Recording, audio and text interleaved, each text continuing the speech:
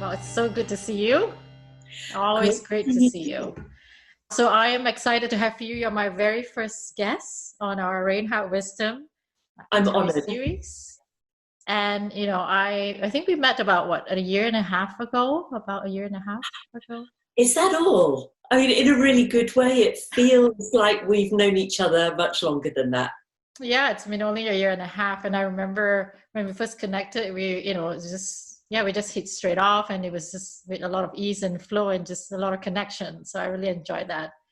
And I know that you're an individual who is really, when I first heard about you having 4 Guinness World Record, I'm like, wow, So for those of you who have not met Roz, she is someone she's actually the only female who has rowed solo across 3 big oceans. So the Atlantic, the Pacific, and the Indian Ocean. So when I first heard it, I'm like, oh my God, how did you do that? I was like, and after the last 1.5 years, we have communicated quite a fair bit, especially with your projects as sisters. And we will, my experience of you, you're someone who is very dedicated, committed. I know you said, I'm going to finish my PhD, and you finished it. I'm going to write this book, and you finished it. And that's how you show up. And you're also someone who is very, my experience of you, are very generous and, really heartfelt. That's my experience of you. So I'm really excited to have you here with me today. Thank you. And can I please say, I haven't always been somebody who sees things through. With the rowing across oceans, I think it really, really helps that logistically, once you've left harbour and set out across 3,000 or 5,000 miles of ocean, it's logistically very, very hard to quit in the middle of an ocean. Like, if you're having a really bad day and you really want out, what are you going to do? I mean, you can't catch the bus home. You're out there thousands of miles from land. You really just have to keep going. So in many ways, it was the perfect challenge for me, because I was at a point in my life where I'd embarked on a few things and hadn't seen them through. And I know that when I told my mother that I was going to row across oceans, she was hoping and praying that this would be another thing that I wouldn't see through. But unfortunately for her, I was determined that this was going to be the one. I felt very called to do it. And like, when spirit has called you, you don't quit. So since then, I have identified as somebody who shows up and gets the job done, but it was not always so. Oh, that's how I experienced you. And I know that you were by yourself for at least 500 days or more in self-isolation on your own. Like you said, when you're out there, just out there by yourself and with big, the ocean, right? Mother Ocean. I think it would be great to just hear a little bit about how was the experience for you. And I know that kind of led to the book that you wrote recently called The GIFTS of SOLITUDE, right? So I'd love to hear a little bit more about that. Well, the experience of rowing across an ocean, obviously it's very physical, as in I'm sitting there and rowing at the oars for 12 hours a day. But even more than that, it's intensely psychological. And you really get to go deep with yourself. And when I set out on my first ocean, the Atlantic, which ended up taking me 3.5 months, I had a lot of growing up to do. I felt like I'd already started really on my personal journey, but wow, this was like the crash course. The inner critic really came back with a vengeance, and those other negative voices in my head. It was really, really hard. There wasn't a single day that I didn't struggle with myself. I mean, that was my biggest obstacle.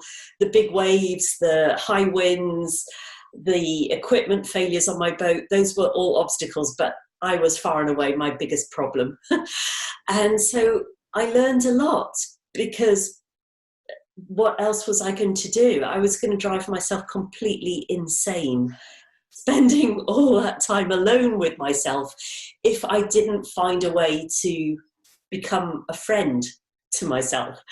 And so I learned a lot of coping strategies.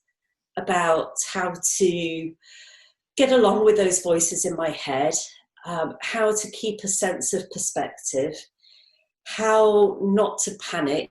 You know, it's very easy to give in to fear. And I think in these present tumultuous times that the world is in right now, I think there's a lot of fear. I think a lot of people are finding themselves spending a lot more time in their own company than they're used to. And that's really what inspired me to write The Gifts of Solitude. Was it was the 20th of March this year, I suddenly realised I have something really valuable to offer here. I have struggled and I've learned how to be in solitude and not drive myself crazy. And I really just desperately wanted to offer this, to write it down, to get it out there, to share it with people in the hope that it would be helpful. Yeah, I think it's really timely, especially with all the lockdown. Like you say, you know, people are having to, a lot of us are having to learn to be with ourselves, you know, just not get distracted anymore by all the distractions in our life, and just have a time to reflect. And also, how do you cope with just, you know, doing something that's different from many, being with yourself? And I have, you know, received also numerous individuals who reach out, you know, in their experiences of fear in what's happening right now in the world, and they don't know how to deal with it. And it'll be great for you to share some tips with us today. You know, how did you do that? I was just thinking, if I were to go on the boat by myself and for 500 over days, I would go insane. So I would love to hear how to keep myself sane. And right now, you know, we're in our own space, and for some people too, they're in a much smaller space. So, you know, what can they do? Well, first of all, I would like to say there are two halves to the book. Well, it's called The Gifts of Solitude, a short guide to surviving and thriving in solitude. So, yeah, I'll talk about the survival strategies, but I also want to say that there is, on the positive side, there is an invitation in these times that once we can sort of, I know a lot of people feel like they're drowning in solitude at the moment, like it's too much of a good thing, and then they're really struggling to get their head back up above water. But for myself, on that first ocean, it was all about the surviving. But then on the later oceans, the Pacific and the Indian Oceans, I actually grew to really appreciate my solitude and to find that it was such an opportunity and an invitation to spiritual growth and to self-awareness. So we'll come on to that a bit later. So first of all, a few coping strategies for those who are still trying to get their head above water. The first one is really simple. It's just breathe, which a lot of us forget to do when we're panicking. And I've been there, like when something would break on the boat, or the whole boat would be knocked on its side by a huge wave. There's this, like, you know, we just kind of seize up and our brains freeze, and just to breathe and feel our shoulders drop, and to kind of feel that belly breathing, and to feel our feet connecting with the ground, and just to come into the here and the now solves so many things. And I think especially for those who, like me, all of my paid work has gone away right now. I mostly get paid for speaking at conferences, and clearly those are not happening. And financial insecurity can undermine us like almost nothing else. And it's very easy to panic. So first of all, breathe. And also our brains work much better when they're getting oxygen. So first one's breathe. The second one is to be kind to ourselves. Like, show ourselves some compassion, some loving kindness. Because I have a very lively inner critic. and I think many of us do. And that inner critic says things to us that we would never say to our worst enemies. It can be so mean.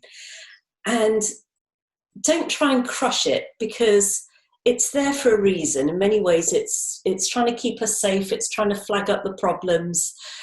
You know, we're biologically programmed to focus on problems rather than everything that's going right, because that's what keeps us alive. So we just have to sort of say, thank you, critic, for pointing out all of these things that maybe I need to pay attention to, but let's just keep this in perspective. So all of these thoughts come up, these voices come up, but we can choose which ones we pay attention to and which ones we just go, thank you, and moving on. Thank you, and moving on. And I'll just offer 3. I've got like 9 in the first aid kit that's right at the start of the book. But the third one is to just take it one day at a time. And I really learned this when I was on the boat, that it's easy to start projecting our fears into the future. And our imagination loves to go galloping off into the distance and imagine all of the terrible things that might happen, you know, that our whole family's going to die and we're going to totally run out of money and get evicted and, you know, all this catastrophizing. And things are rarely as good or as bad as we expect them to be. So I have what I call my bifocal approach, which is have a vision of the long-term future when this is over and things will have settled down. This too shall pass. And then through the bottom half of the bifocal lenses, think about what do I need to do right now just to get through today. When everything is so uncertain, we can drive ourselves completely crazy by trying to imagine everything that's going to happen in the future. And we just don't know. I mean, 3 months ago, none of us would have imagined being where we are now. So it's mostly a waste of time, energy, effort, and emotion trying to imagine what's coming down the line. So really just one day at a time and keep hanging on in there. Oh, thank you so much for the 3 tips. I'm looking forward to read your book. And you just kind of reminded me too, with the last tip, what my teacher was telling me, my spiritual teacher, is just learning to also accept that this is what it is happening right now, instead of wanting to resist what's happening right now. You know, like this can be, and yeah, you know, it challenges some of our beliefs. And I understand that that's part of the grieving process some of us are going through as well right now. Absolutely. We can try fighting reality, but I guarantee you reality always wins. You know, I would try and tell the waves to behave better and they never would. So I think it's accepting the situation, like the reality of where we are, and also accepting our emotions. Because sometimes we tell ourselves, well, I shouldn't be feeling afraid, or I shouldn't be feeling frustrated, or I shouldn't be feeling upset and angry and pissed off that all of the plans that I had for this time of year have gone out the window. Allow your emotions to be what they are. Again, if we try and squish them down, they just shout louder. So like our thoughts, allow the emotions to come through and be what they want to be, but we don't have to attach to them. We can just let them come through. But we have to feel what we're feeling.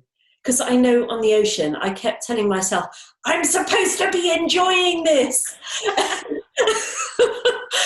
I chose to be here. And it just put another layer of stress onto what was already a stressful situation. Right. So, yeah, acceptance of the situation and acceptance of our feelings. Oh, awesome. Thank you. I can feel it when you're saying that I'm supposed to enjoy this. I know how that's like for me, you know, same as well when I'm doing some of my projects. That's one thing that I've always been curious as well. And then we'll wrap up really soon. It's, you know, you had this idea and spirit called you out to, you know, head out to the ocean. And I know part of your intention is to just bring attention to the climate change issues that we had. In addition, you know, I'm curious to learn from you, how did you find courage to move forward your idea? Like, you know, it's like, you know, like you said, like our mind could like, oh no, and I'm in the ocean. And we kind of had a conversation about this, that my fear of sharks in the ocean, I'm like, I'm not going to do that. I watched too many Jaws movies, right? Yes. So I'm just curious, like, you know, how did you find that courage to just say, okay, this is what I'm going to be doing. I'm going to move forward. Because my definition of courage is there is fear, but, you know, we move forward. We're committed to take action. Yeah. Well, if I may, I'd like to give 2 answers to that, because the first one was before I got out onto the ocean. I'd felt very called to do this thing, and maybe while people are in lockdown, they're reevaluating their lives and thinking about something that they'd love to do once some semblance of normality resumes. And when we've got a dream of something that we want to do, but it seems kind of big and daunting, what I found really worked for me was so as not to scare my ego too much, because egos don't like change and they can freak out a bit. So to kind of lull my ego into a false sense of security, I said, well, just hypothetically, if I was going to do this crazy thing and row across oceans, then what would I need to do? Who would I talk to? What books would I read? What courses would I need to take? What equipment would I need to buy? So how much money would I need? And I just made this massive to-do list. And then my ego and I looked down the to-do list and we went, yeah, we could do that.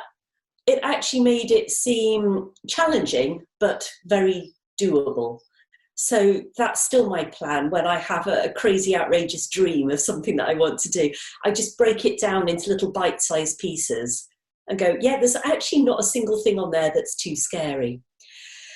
And then fast forward to once I was actually out on the ocean, and very rationally, there was a lot of fear.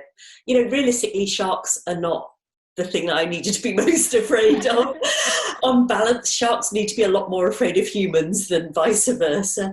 But there were big waves and, you know, people can die. But what really worked for me was to stay connected to my reason why, to stay connected to my motivation. And I reckon that when my motivation is bigger than my fear, then I can move ahead with courage and do the scary thing anyway. So if I'm feeling paralyzed with fear, I have to remind myself, so what's my motivation? Okay, let's pump that up. Now, what's my fear? And how can I squish that down? How can I unpick the fear into its constituent parts so that I can get it under control? And I think most of our fears, when we don't look at them, they seem a lot bigger than they really are. But when when we're running away from the scary thing, it casts a really massive shadow. But when we actually turn around and look straight at it, often we go, oh, you're not as big as I thought you were. Like it's down there somewhere. So the examined fear is always smaller than the unexamined fear. So that's my motto. When your motivation is greater than your fear, that's when you can find your courage. Oh, thank you for sharing. And I loved it how you tie back to what's happening now. And a lot of us have time at home to do some reflection. One of the things that, I've shared with my community, I talked about, perhaps this is a time to look at what's really important and could be some of the dreams that they've been thinking about. And, I love your advice on, look at the motivation and instead of being drowned by the fear that's coming up. And I love also what you shared about the clarity, right? Instead of not examining, not wanting to see the fear, perhaps consider, okay, have a look at this, and it's not as big as it seems. And they can, take this opportunity to dream up, really dream up and craft it out. What is one of their dreams, and once we get out of this time, perhaps move forward in that and find the courage to do it. Yeah, well, without for a moment diminishing the fear and the stress that a lot of people are going through. And I know this is hitting a lot of people really hard, but I like to tell myself that there is a gift in everything. So when all of my paid work went away, at first there were some very bad words came out of my mouth. And then I just thought, well, speaking is always a bit of a bumpy income stream anyway. And I do love to write, and I've been wanting to write another book. And so that's what I did. I just sat down and I cracked on, and I wrote a book in 17 days. Well, that was the first draft. And I really enjoyed every moment of that writing.